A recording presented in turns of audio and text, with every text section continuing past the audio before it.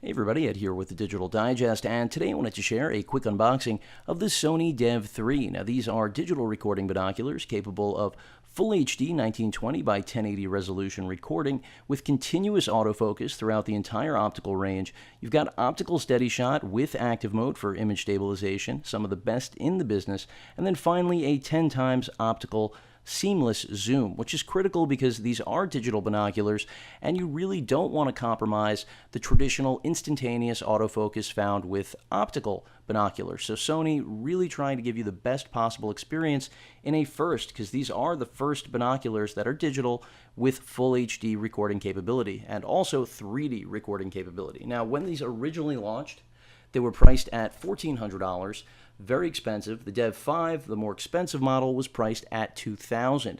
And the essential difference was that the DEV-5 came with a carry case as well as a front-end protector for the actual lens array and some eye cups, basically, for functionality and comfort. Something missing from this kit for $1,400, but very difficult to argue worth that $600 premium. As you can see, it does use the traditional camcorder batteries throughout the Handycam and VG lineup. This is the FV series. Of course, the NP FV70 is what comes with. That will give you roughly 2.5 hours of recording. The larger FV1000, well, that really will depend, but I would say somewhere around 8 hours is what Sony, I think, estimates on that one. So what do we have in the box? Let's get it out of here. Because I am pretty excited to share this with you guys, no question about it. It's an interesting product, and even though it isn't the latest and greatest version, since it has been replaced by the DEV-30 and DEV-50, which really just a different form factor, very similar feature set, that's part of the reason, in my opinion, that this is still a very compelling model at the now much more palatable price points than its original launch price of $1,400. So we've got all the applicable paperwork as well as instruction manuals that you would expect to get. Your quick start guide, because after all, those are going to come in hand for those of you that will need actual direction, because these are a first, as I've mentioned. Let me get the actual strap out. This is the actual carrying strap for the binoculars, something that obviously is key. And then let's get to the actual binoculars themselves. All right, before I get to the binoculars, let's finish up with what else is actually in here. We've got a mini USB cable. That's for file transfer. And essentially standard fare, nothing crazy there.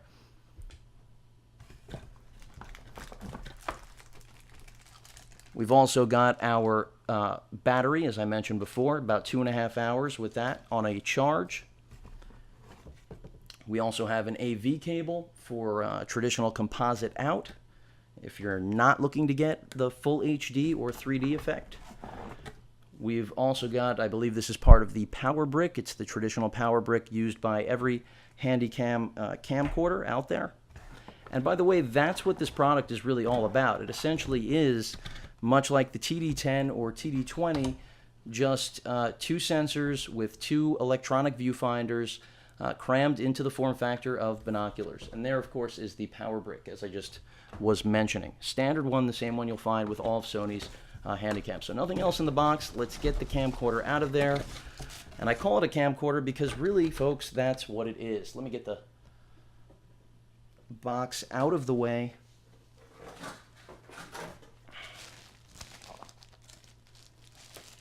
And here we have it. So a little bit of wrapping here.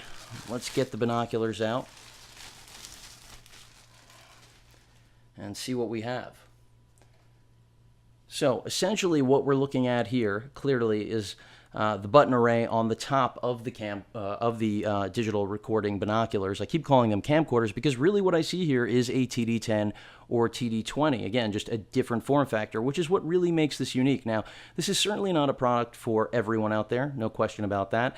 This is only going to really appeal to a particular niche group of people looking to have the ability of binoculars with full 3D and traditional HD recording capability. Recording buttons on both sides of the binoculars, so lefties and righties are accommodated. Your menu dial for going through the menus, which of course you'll have to be looking through the electronic viewfinders because there is no external viewfinder with this. You've got your rocker right here for zoom, a 2D, 3D finder mode, of course switching in and out of the traditional 2D and 3D modes, a mode button because, by the way, this is also capable of still imaging, 7 megapixel stills. The newer version did take it up to over 20 megapixels, but since the sensor size is relatively the same as far as I'm aware, do expect very, very similar performance, which is part of the reason that I did go with this older model, just a personal preference. Stereo sound recording right here, that array. You've also got a hot shoe for different accessories. You pull here in order to adjust the actual eyepieces, as well as the diopter in order to get your focus proper. The rest of the body, as you can see on the left side, pretty much clear. Nothing there. If we go around to the bottom, we have the battery compartment right there, tripod mount, and then on the other side, you can see we've got our AV port, HDMI out, microphone, headphone jack, as well as DC in right here on the bottom. And then on the front end, we have access to our SD card slot, which also does accept memory sticks. And then, of course, the lens array right here at the front. 3D capability, binoculars, power switch, charging light. I mean, everything. You've got your photo button right here. Very impressive. Can't wait to give you guys more feedback. Really looking forward to testing these out because I think they were a long time in the coming, and Sony just really, priced themselves out of the market here.